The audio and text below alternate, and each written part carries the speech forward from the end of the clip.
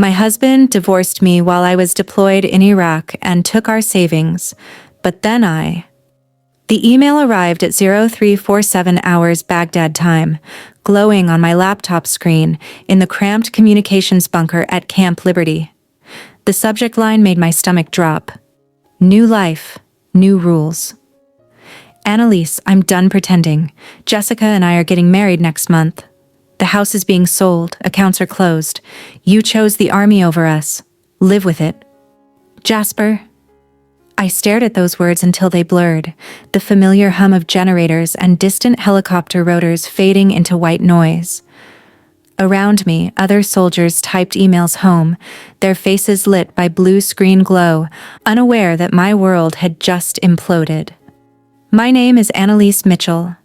I'm 28 years old, a staff sergeant in the United States Army, and I was 7 months into my second deployment to Iraq when my husband of 5 years decided to destroy our marriage via Gmail.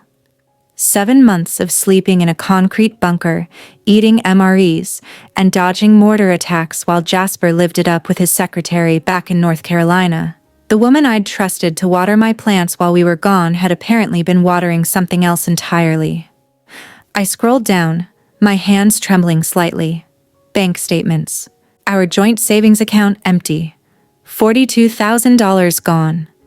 Screenshots of real estate listings showing our house as under contract.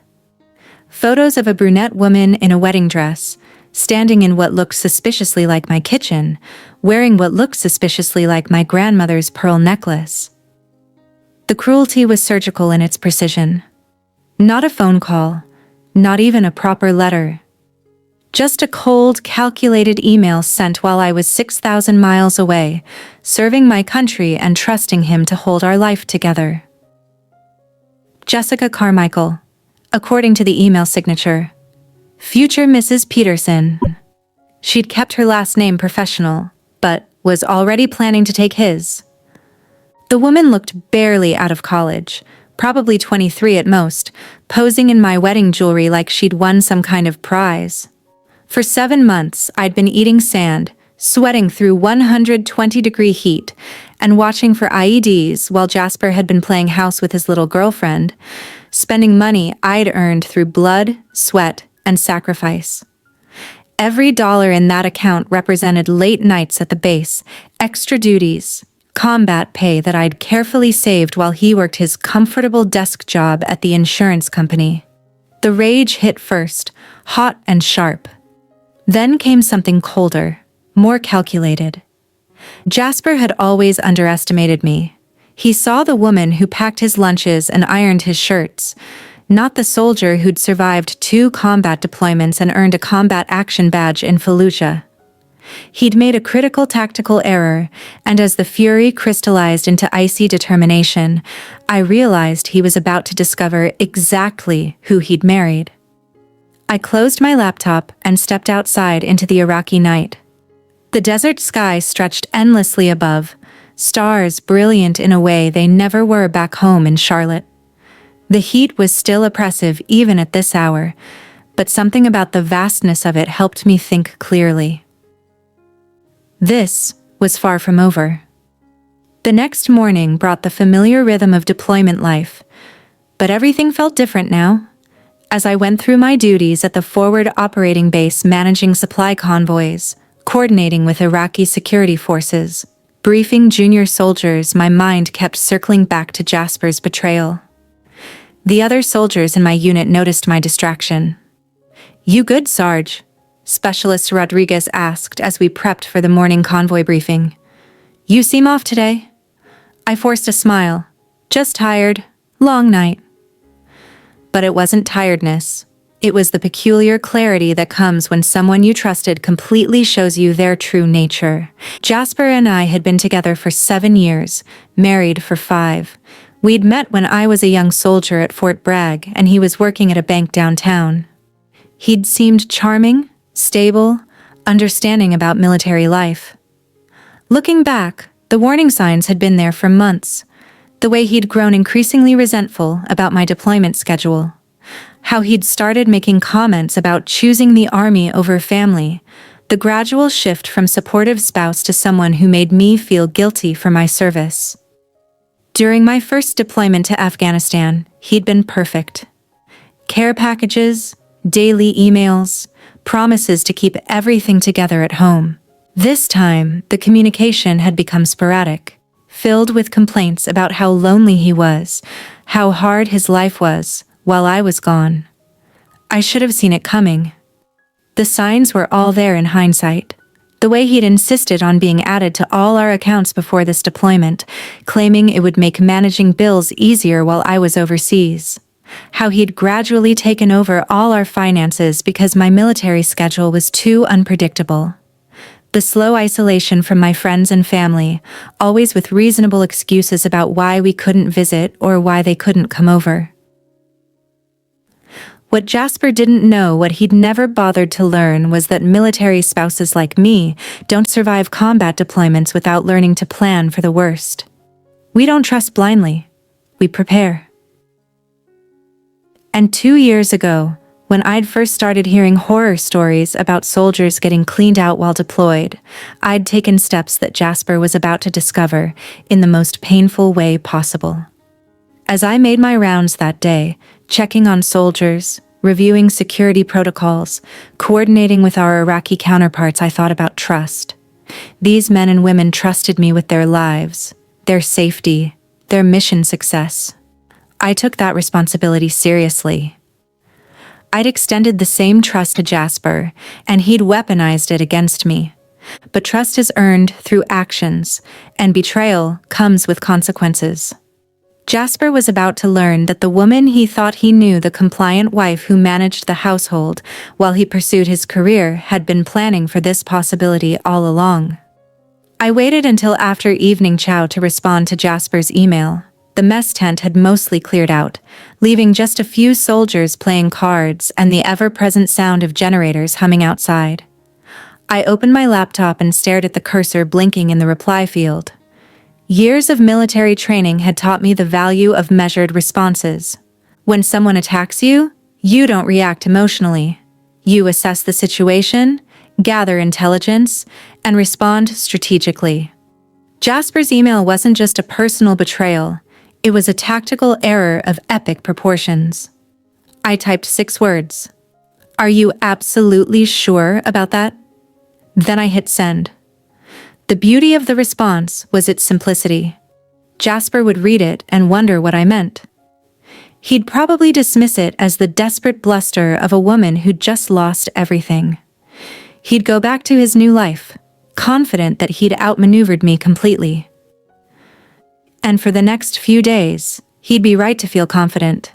But confidence built on ignorance is dangerous, and Jasper's understanding of our financial situation was fatally flawed. 2 years ago, before my first Iraq deployment, I'd consulted with a JAG attorney about protecting military families from financial abuse during deployments. The horror stories were everywhere: spouses draining accounts, running up debt, even selling family homes while their military partners were overseas and unable to respond. The attorney, Major Patricia Williams, had been blunt about the risks. "Staff Sergeant Mitchell," she'd said, "I see this more often than I care to admit. Deployment stress breaks marriages, and when they break, the spouse at home usually has all the advantages. They control the mail, the finances, the narrative. You need to protect yourself." So I had. I'd established a military spouse financial protection trust, legally separating my military pay and combat bonuses from our joint accounts. Everything Jasper thought he'd taken was actually just the surface layer money I'd deliberately left accessible to maintain the illusion of normalcy. My real assets, including my separate savings account with my combat pay and the deed to the house, were protected under military regulations that carried federal criminal penalties for unauthorized access. Jasper had stolen money from a deployed service member. That wasn't just divorce court material, that was federal crime territory. I opened a new email and began typing. Not to Jasper this time, but to Major Williams. It was time to activate the protections I'd hoped I'd never need. Within minutes, I'd sent copies of Jasper's email, the bank statements, and the photos to both the JAG office and my civilian attorney back home. The wheels of justice turn slowly, but when they involve crimes against military personnel, they turn with the full weight of federal law behind them. Jasper had just declared war on someone who'd spent years learning how to fight and win. He was about to discover that some battles are decided before the first shot is fired. The response came faster than I'd expected. Major Williams emailed me within 8 hours, her message arriving during what passed for mourning in Iraq. "Staff Sergeant Mitchell," she wrote, "I have reviewed the materials you sent. We are implementing immediate protective measures under the Service Members Civil Relief Act. I have already contacted federal authorities regarding the unauthorized withdrawal of funds from accounts protected under military spouse protection statutes. Additionally, I am coordinating with your civilian attorney to freeze all assets and prevent further financial damage. Stand by for updates." I leaned back in my bunk, a smile tugging at the corners of my mouth for the first time in days. Jasper had no idea what was about to hit him. The Service Members Civil Relief Act wasn't just military bureaucracy. It was federal law designed to protect deployed service members from exactly the kind of financial predation Jasper had just committed. Violating it carried serious consequences, including criminal charges and mandatory restitution. More importantly, it meant that everything Jasper thought he'd gained was about to be reversed. Over the next 48 hours, emails began flowing in from my legal team. The civilian attorney, David Kim, from Patterson Associates in Charlotte, was particularly thorough in his updates. "Annalise," he wrote, "I wanted you to know that we have obtained emergency court orders freezing all accounts that Jasper accessed without authorization. The bank records show that the withdrawals began 5 weeks ago, well within the time frame covered by your deployment protection orders. We have also confirmed that the house deed remains solely in your name, as the trust document specified. Jasper never had legal authority to claim ownership." The next email was even better. "Additionally, I have been in contact with the Mecklenburg County Sheriff's Department. The house has been secured and all unauthorized occupants have been removed. Your neighbor Mrs. Henderson has been keeping an eye on the property and reports that Jasper and his girlfriend were quite surprised by the law enforcement visit yesterday afternoon. I could picture it perfectly. Jasper, probably in his work clothes, answering the door to find deputies with court orders.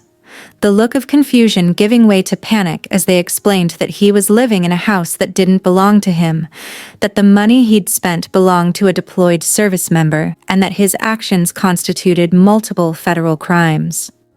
Jessica had probably been even more shocked. 23 years old and suddenly facing the reality that her sugar daddy was actually a criminal who'd been living on stolen money. I wondered how long it had taken her to pack her bags and call her parents. But the most satisfying email came from Major Williams herself, updating me on the criminal investigation. "Staff Sergeant Mitchell, the FBI Financial Crimes Division has accepted the case due to the interstate nature of the crimes and the federal military protections involved. Agent Thompson will be the lead investigator. Jasper Peterson is being charged with wire fraud, theft from a government employee, and violations of the Service Members Civil Relief Act. Each charge carries significant prison time and mandatory restitution. The agent wanted me to tell you that this is one of the clearest cases of military spouse financial abuse she has seen." I closed my laptop and stepped outside into the Iraqi night. The desert air was dry and surprisingly cool, with the kind of silence you never get in populated areas back home. For the first time since receiving Jasper's email, I felt truly calm. Jasper had thought he was so clever. He'd probably spent weeks planning this, timing it for when I was at my most vulnerable and isolated. He'd counted on the distance, the communication delays, the assumption that I was too far away and too distracted by combat operations to respond effectively. He'd forgotten that I was a soldier, and soldiers don't just fight battles, we plan for them. 2 weeks later, I received an email that made me laugh out loud during a convoy briefing. Lieutenant Johnson looked at me with concern. "Everything okay, Sergeant?" I showed him my phone screen. It was an email from Jasper, and the subject line read, "Urgent, please call me." The message was a masterpiece of panic and desperate bargaining. "Annalise, I think there's been some kind of mistake. The FBI came to my office and said I was under federal investigation. They froze all my accounts and said I have to move out of the house. This is insane. I know you're upset about the divorce, but this has gone too far. Can't we work this out like adults? I'm willing to give you all the money back if you call off the lawyers. Please call me as soon as you get this. My phone might be disconnected soon because I can't access my bank accounts. This is ruining my life." The best part was the complete lack of acknowledgement that he'd done anything wrong. No apology for the betrayal. No recognition that he'd stolen from a deployed service member. Just outraged indignation that there were consequences for his actions. I forwarded the email to Major Williams with a note. "I assume Jasper's panic means the investigation is proceeding smoothly?" Her response was immediate. "Agent Thompson reports that Jasper Peterson retained a public defender yesterday. Apparently, no private attorney was willing to take his case pro bono, and all his assets are frozen pending the investigation. The girlfriend disappeared 3 days ago. Her social media suggests she's returned to her parents' home in Georgia and is claiming she had no knowledge of the criminal activity." I almost felt sorry for Jessica. Almost. She was young and probably genuinely naive about Jasper's financial situation, but she'd also been perfectly happy to live in my house, wear my jewelry, and post photos of herself enjoying the fruits of my labor while I was dodging mortars in Iraq. Ignorance might be a legal defense, but it wasn't a moral one. The military grapevine at the FOB had picked up on my situation, as military grapevines always do. Word had gotten around that Sergeant Mitchell was dealing with a cheating spouse back home, and the response from my fellow soldiers was overwhelmingly supportive. Care packages started arriving with little notes. "Hang in there, Sarge. Your military family has your back. Some people aren't worth the uniform. Justice is coming." Specialist Rodriguez, who'd noticed my mood the day I received Jasper's original email, pulled me aside after the evening briefing. "Sergeant, I don't know all the details of what you're dealing with back home, but I wanted you to know that my sister went through something similar during her husband's deployment. Spouse cleaned out their accounts and moved in with someone else. It nearly destroyed her." "What happened?" I asked. "Military legal helped her fight it. Took 18 months, but she got everything back, and then some. The ex ended up doing time for fraud. Military justice doesn't mess around when it comes to protecting deployed families." "How is she doing now?" Rodriguez smiled. "Remarried to a good man who actually deserves her. Sometimes the worst thing that happens to you turns out to be the best thing that could have happened." As I walked back to my quarters that night, I thought about his words. Jasper's betrayal had been devastating, but it had also revealed truths I might never have discovered otherwise. His true character, the strength of my military family, the wisdom of the precautions I'd taken years earlier. Most importantly, it had reminded me who I really was. Not the accommodating wife who'd spent years making excuses for a man who didn't deserve them. I was Staff Sergeant Annalise Mitchell, a combat veteran who'd survived 2 deployments and earned the respect of her peers through competence and courage. Jasper had picked a fight with the wrong woman. The 3rd week brought news that exceeded even my most optimistic expectations. Major Williams called me personally this time, rather than sending an email. Satellite phone calls were precious commodities on deployment, usually reserved for emergencies or the most important communications. "Staff Sergeant Mitchell," she said, her voice crackling slightly through the connection. "I wanted to give you a personal update on the investigation. Agent Thompson has uncovered additional evidence that significantly strengthens the case against your husband." "What kind of evidence?" "It appears that Jasper's financial crimes extended beyond just your accounts. The FBI discovered that he'd been using your military credentials to apply for credit cards and loans, forging your signature on documents while you were deployed. The total amount of fraud now exceeds $75,000. I felt the blood drain from my face. 75,000? Credit cards in your name that you never authorized. A personal loan from a predatory lender that used your military service record as collateral. A car loan for a vehicle he bought for his girlfriend. Jasper Peterson wasn't just unfaithful, Sergeant. He was running a sophisticated financial fraud operation using your identity and military status. The scope of the betrayal was breathtaking. While I'd been focused on the $42,000 he'd stolen from our joint account, Jasper had been systematically destroying my financial life through identity theft and fraud. The good news, Major Williams continued, is that all of these crimes fall under federal jurisdiction due to your military status. The penalties are severe, and the evidence is overwhelming. Agent Thompson believes this will be one of the strongest military spouse fraud cases she's ever prosecuted. What happens now? Jasper will be formally arrested within the next 48 hours.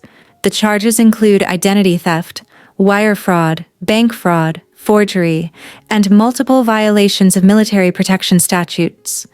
He's looking at 12 to 15 years in federal prison if convicted on all counts. After the call ended, I sat in stunned silence. The man I'd married, the person I'd trusted with my life and my future, had been systematically destroying everything I'd worked for. The betrayal was so complete, so calculating that it took my breath away. But alongside the shock came a fierce satisfaction. Jasper had thought he was so clever, using my deployment as cover for his crimes. He'd assumed that I was too far away, too distracted, too trusting to discover his schemes until it was too late to stop them. He'd been wrong on every count. The next email from David Kim contained the details of Jasper's arrest.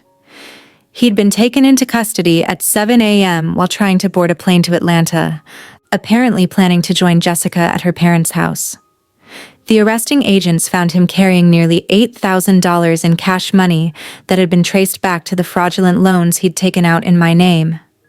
"Annalise," David wrote, "I wanted you to know that Jasper's arrest made the local news.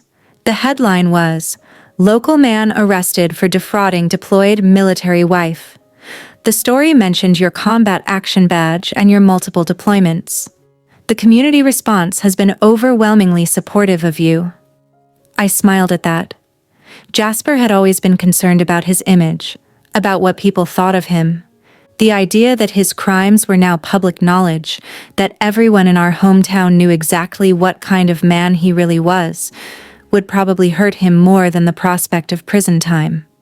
Justice comes in many forms. Sometimes it's legal consequences. Sometimes it's social consequences. Sometimes it's simply the truth being revealed for everyone to see. Jasper was about to experience all three. 6 weeks later, I received the email I'd been waiting for. Agent Thompson sent it directly, with copies to Major Williams and David Kim. The subject line was simple: "Case closed."